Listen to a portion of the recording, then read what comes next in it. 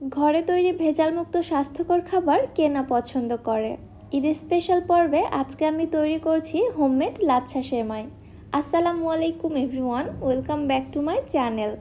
হাতে একটু সময় থাকলে এই লাচ্ছা সেমাইটা তৈরি করে আপনারা দীর্ঘদিন পর্যন্ত সংরক্ষণ করে রেখে দিতে পারবেন। আর সামনে যেহেতু ঈদ আসছে, সেমাই ছাড়া তো আমাদের চলবেই না। আর ঘরে যদি এভাবে সেমাই তৈরি করা যায়, সেটা তো বাহিরের কেনা সেমাইয়ের থেকে 100% স্বাস্থ্যকর হবে। চলুন কথা না বাড়িয়ে মূল রেসিপিটি দেখে আসি। বিসমিল্লাহ। ফার্স্টে একটি মিক্সিং বলে নিচ্ছি আমি 2 কাপ ময়দা। এখানে আটা ব্যবহার করা যাবে না, অবশ্যই ময়দাটাই ব্যবহার করতে হবে। দিয়ে দিচ্ছি 1 টেবিল চামচ চিনি। এই চিনিটা সেমাইটাকে ক্রিস্পি করতে সাহায্য করবে, কিন্তু এটা মিষ্টি হবে না। সাথে দিয়েছি সামান্য একটু লবণ। লবণটা টোটালি অপশনাল, এটা চাইলে আপনারা দিতে পারেন, আবার চাইলে স্কিপও করতে পারেন।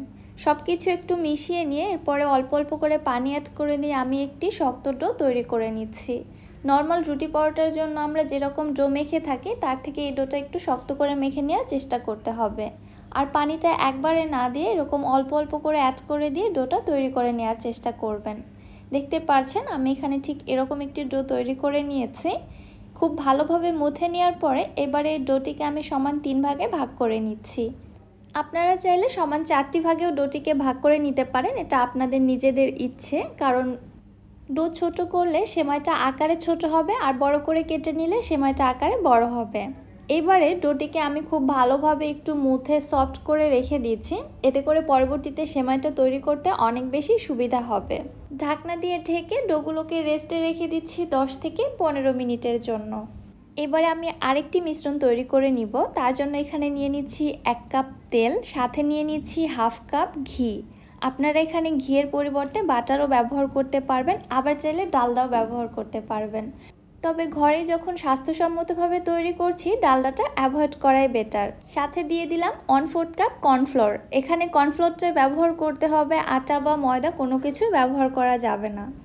কর্নফ্লাওয়ারটা তেল এবং ঘিয়ের সঙ্গে ভালোভাবে মিশিয়ে নিচ্ছি, যেন কর্নফ্লাওয়ারের কোনো দলা এর মধ্যে একটুও না থাকে। এবারে যে ডোটি আমি রেস্টে রেখেছিলাম, প্রায় 15 মিনিট পরে ফিরে আসলাম। ডোটি কিন্তু আগের থেকে অনেকটাই সফট হয়ে এসেছে। এবারে ডোয়ের মাঝ বরাবর আমি এরকম একটি ছিদ্র তৈরি করে নিচ্ছি, অনেকটাই দেখতে ডোনাটের মতো হবে। মাঝখানের ছিদ্রটা কিন্তু একটু বড় করে করার চেষ্টা করবেন, যেন আবার একসঙ্গে জোড়া লেগে না যায়। এইভাবে তৈরি করে নেওয়ার পর এই ময়দার ডোগুলোকে আবারও 10 থেকে 15 মিনিটের জন্য রেখে দিচ্ছি এই তেল এবং কর্নফ্লাওয়ারের মিশ্রণের মধ্যে। তেল এবং কর্নফ্লাওয়ারের মিশ্রণটা ময়দার ডোর উপর এভাবে একটু ছিটিয়ে দিচ্ছি, যেন কোনো অংশ ফাঁকা না থাকে। এবার এইভাবে এগুলোকে আমি আবারও রেস্টে রেখে দিচ্ছি 10 থেকে 15 মিনিটের জন্য। ফিরে আসছি 10-15 মিনিট পর। প্রায় 15 মিনিট পর এবার চলে যাচ্ছি সেমাই তৈরির মূল প্রসেসে। এই 15 মিনিট রেস্টে রাখার কারণে ডোটা কিন্তু অনেকটাই সফট হয়ে এসেছে। ডোটিকে নিয়ে হাতের মধ্যে এভাবে ঘোরালেই দেখবেন ডোটি আপনা আপনি লম্বা হয়ে ছেড়ে যাচ্ছে। এখানে কোনো চাপ বা প্রেসার প্রয়োগ করা কিচ্ছু নেই, জাস্ট হাতের মধ্যে এভাবে ঘোরাবো, তাহলেই দেখতে পারবেন ডোটা আপনা আপনি লম্বা হতে থাকছে। যখন দেখা যাচ্ছে ডোটা অনেকটাই লম্বা হয়ে গিয়েছে এবং আরেকটি প্যাচ দেওয়া যাবে, তখন ঠিক এইভাবে আরেকটি প্যাচ দিয়ে আমি ডোটিকে আবারও এই তেল কর্নফ্লাওয়ারের মিশ্রণের মধ্যে রেখে দিচ্ছি। একটি হয়ে গেলে পরবর্তীতে আরেকটিতে চলে যাব।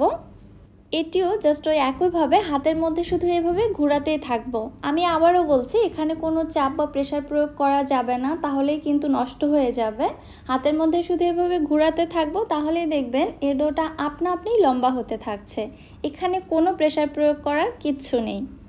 এইভাবেই আমি একটি প্যাচ দিয়ে দিলাম। পর্যায়ক্রমে এইভাবেই সেম প্রসেসে আমি কাজ চালিয়ে যেতেই থাকবো।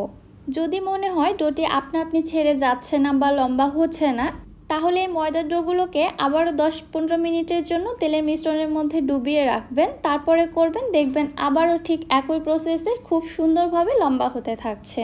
পর্যায়ক্রমে আমি এইভাবেই কাজটি চালিয়ে যেতে থাকব। যেহেতু আমি ভিডিও করছি, সম্পূর্ণ প্রসেসটা আপনাদের দেখানো পসিবল না, ভিডিওটা অনেক লেন্থি হয়ে যাবে, যার কারণে আমি সংক্ষেপে আপনাদের দেখানোর চেষ্টা করছি। আপনারা হয়তো দেখেই বুঝতে পারছেন আমি কিন্তু এখানে কোনো প্রেসার প্রয়োগ করছি না, জাস্ট ময়দার ডোটিকে হাতের মধ্যে ঘুরিয়ে নিচ্ছি। একইভাবে আমি 2বার ডোগুলোকে পেঁচিয়ে নিলাম। দেখতেই পাচ্ছেন এখানে কিন্তু ভাঁজের সৃষ্টি হচ্ছে। এইভাবে সেম প্রসেসে আমি 16 থেকে 17টি প্যাচ দিয়ে নিয়েছি। তারপরে কিন্তু এখানে অসংখ্য লেয়ার ক্রিয়েট হয়েছে। যেহেতু ভিডিও করছি, আগেই বললাম সম্পূর্ণ প্রসেসটা দেখানো পসিবল না। আপনারা সেমভাবে কাজ চালিয়ে যাবেন, তাহলেই দেখতে পারবেন এইরকম লম্বা চিকন চিকন সুতার মতো লেয়ার তৈরি হয়েছে। আর এছাড়া আপনারা যদি ময়দার ডোটা ছোট করে নিয়ে থাকেন, তাহলে এতগুলো প্যাচ দেওয়ার প্রয়োজন পড়বে না। 12 থেকে 13টা প্যাচ দিলেই কিন্তু এরকম সুতার মতো তৈরি হবে। এটা আসলে ডিপেন্ড করবে আপনি ময়দার ডোটা কতটা ছোট নিচ্ছেন অথবা বড় নিচ্ছেন। বেশি বড় হয়ে গেলে বেশি প্যাচের প্রয়োজন পড়বে, আর যদি ছোট আকারে নিয়ে থাকেন তাহলে অল্প প্যাচে সেমাইটা তৈরি করা যাবে। দেখতে পাচ্ছেন আমার এখানে অসংখ্য চিকন চিকন সুতার মতো তৈরি হয়ে গেছে। আমি এর থেকে আর বেশি প্যাচ দিব না। অনেক বেশি চিকন হয়ে গেলে সেমাইটা ভাজতে প্রবলেম হবে, সেই ক্ষেত্রে সেমাইটা দেখতেও ভালো লাগবে না, একটু মোটা থাকাটাই বেটার। এবার একটি ছড়ানো প্লেটের মধ্যে সেমাইয়ের একটি ডো নিয়ে হাতের সাহায্যে এভাবে চেপে চেপে একটু ফ্ল্যাট করে নিচ্ছি। সেমাইটা কতটা বড় করতে চান অথবা ছোট রাখতে চান সেটা বুঝে এই কাজটি করে নেবেন। এবারে চলে যাচ্ছে চুলাতে সেমাইটা ভেজে নেওয়ার জন্য। চুলায় একটি প্যানে পর্যাপ্ত পরিমাণে তেল মিডিয়াম হিটে গরম করে নিয়েছি। তেলটা অতিরিক্ত বেশি গরম করা যাবে না, তাহলে সেমাইটা ছেড়ে দেওয়ার সঙ্গে সঙ্গে এর মধ্যে কালার চলে আসবে, আর সেমাইয়ের লেয়ারগুলো খুব ভালোভাবে ছেড়েও যাবে না। তেলে দেওয়ার পরে একটি শাসলিকের কাঠি অথবা কাঁটা চামচ দিয়ে এভাবে একটু খুঁচিয়ে দেওয়ার চেষ্টা করবেন, তাহলে লেয়ারগুলো স্পষ্টভাবে আলাদা হয়ে যাবে। এছাড়া কিন্তু লেয়ারগুলো একসঙ্গে দলা বেঁধে থাকবে। ছেড়ে দেওয়ার পরে আমি এক সাইড থেকে ভেজে নিয়েছি। একটি পাশ যখন ক্রিস্পি হয়ে ভাজা হয়ে গেছে তখন আমি উল্টিয়ে দিলাম। এভাবে সময় নিয়ে ভেজে নিব। যখন দেখবেন ক্রিস্পি ভাবটা চলে এসেছে এবং পছন্দ মতো কালার চলে আসছে, তখন তেল ঝরিয়ে উঠিয়ে নিতে হবে। এটা নিজেদের পার্সোনাল চয়েস, সেমাইয়ের কালারটা কেমন রাখতে চান ওরকম পর্যায়ে উঠিয়ে নিতে হবে। আমি সেমাইগুলোকে একটি স্ট্রেনারে রেখে অতিরিক্ত এক্সেস অয়েলগুলোকে ঝরিয়ে নিয়েছি। সেমাইয়ের মধ্যে কিন্তু অনেকটা এক্সট্রা অয়েল থেকে থাকে, এটা খুব ভালোভাবে ঝরিয়ে নেবেন। আর এখন দেখুন সেমাইগুলো কত বেশি পারফেক্ট হয়েছে, লাগছে না বাজারের কেনা সেমাইয়ের মতো। সো আর দেরি কিসের, ঘরে স্বাস্থ্যসম্মতভাবে সেমাই তৈরি করতে লেগে পড়ুন, আর এই ঈদে সেমাই রান্না করে জাস্ট উপভোগ করুন। এই সেমাইগুলো কেনা সেমাইয়ের থেকে কোনো অংশে কম হবে না। ট্রাস্ট মি, আপনার কাছে মনে হবে কেনা সেমাইয়ের থেকেই হোমমেড সেমাইটাই বেশি টেস্টি। আমার কাছে তো জাস্ট ফাটাফাটি লেগেছে। আপনারা যারা সেমাই সংরক্ষণ করতে চান তারা এইভাবে ক্লিন র্যাপ পেপার দিয়ে সেমাইগুলোকে মুড়িয়ে নিয়ে একটি এয়ারটাইট কন্টেনারে রেখে ডিপ ফ্রিজেও রাখতে পারেন, আবার নর্মাল ফ্রিজে রেখেও দীর্ঘদিন সংরক্ষণ করতে পারবেন। আর ডিপ ফ্রিজে রাখলে তো 1 বছর পর্যন্ত সংরক্ষণ করে খেতে পারবেন। আশা করছি রেসিপিটি আপনাদের কাছে ভালো লেগেছে। এবার ঈদে অবশ্যই একবার এভাবে সেমাই তৈরি করার ট্রাই করবেন। আজকে আর বেশি কথা বাড়াচ্ছি না, বিদায় নিচ্ছি। আল্লাহ হাফেজ।